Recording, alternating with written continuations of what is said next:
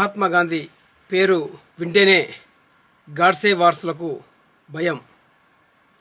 ఎందుకంటే మహాత్మా గాంధీ జాతీయ ఉపాధి హామీ పథకం పేరు మార్చడం వెనుక పెద్ద కుట్ర ఉంది. ఈరోజు కేంద్ర ప్రభుత్వం బీజేపీది. విబిజీ రామ్జీ అనే పేరుతో నాథురామ్ గాడ్సే అని చెప్పకుండా ఇండైరెక్ట్గా విబి రామ్జీ అని Viksit Bharat guarantee Rozgar and Ajeevika mission Gramin పేరుతో ఈరోజు పథకం తీసుకొచ్చిండ్రు. 100 రోజుల పనికి ఆహార పథకాన్ని. అంటే ఎంత కుట్ర! అదే ఈ గత యూపీఏ ప్రభుత్వం పేద ప్రజల కోసం, వ్యవసాయ కూలీల కోసం, మహిళల కోసం, వైద్యుల కోసం పనికి ఆహార పథకం ఓ చట్టం తీసుకొచ్చి MG NREGA, Mahatma Gandhi national rural employment guarantee act 100 రోజుల పనికి ఆహార పథకం చేసి వాళ్లకు ధైర్యాన్ని ఇచ్చింది.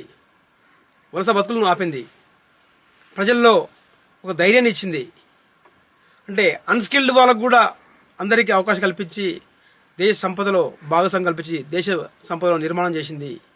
అప్పటి ప్రధానమంత్రి మన్మోహన్ సింగ్ గారు కానీ, యూపీఏ చైర్పర్సన్ శ్రీమతి సోనియా గాంధీ గారు కానీ, మొట్టమొదట ఉమ్మడి ఆంధ్రప్రదేశ్ వైఎస్ రాజశేఖర రెడ్డి ముఖ్యమంత్రి ఉన్నప్పుడు అనంతపురం జిల్లా ఫిబ్రవరి 2 తారీఖు 2006లో మొట్టమొదట ప్రారంభించారు మహాత్మా గాంధీ జాతీయ ఉపాధి పథకం.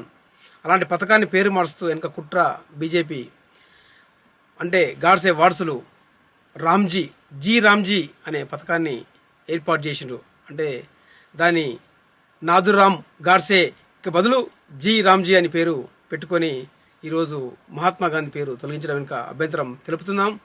ఖచ్చితంగా ఈరోజు కేంద్ర ప్రభుత్వం చట్టాలు, అప్పట్లో నల్లా చట్టాలు తీసుకోవడం వల్ల కానీ రైతుల చావుకు కారణమైనరు. ఇప్పుడు కార్మిక చట్టాలు తీసుకోవడం వల్ల ఇబ్బందులు పెడుతున్నారు. పూర్తిగా ప్రైవేటు పరం ఆదాని అంబానీకి రైల్వేలే కానీ, రోడ్వేలే కానీ, ఎయిర్వేస్ కానీ, జనవరులు కానీ అన్ని ప్రైవేటు పరం ఆదాని అంబానీకి తాకట్టు పెడుతూ దేశాన్ని తాకట్టు పెట్టు ఇబ్బంది పాలు చేసే కుట్ర జరుగుతుంది. మొత్తం ప్రభుత్వ సంస్థలు మొత్తం ప్రైవేట్ పరం చేయడం కుట్ర జరుగుతుంది.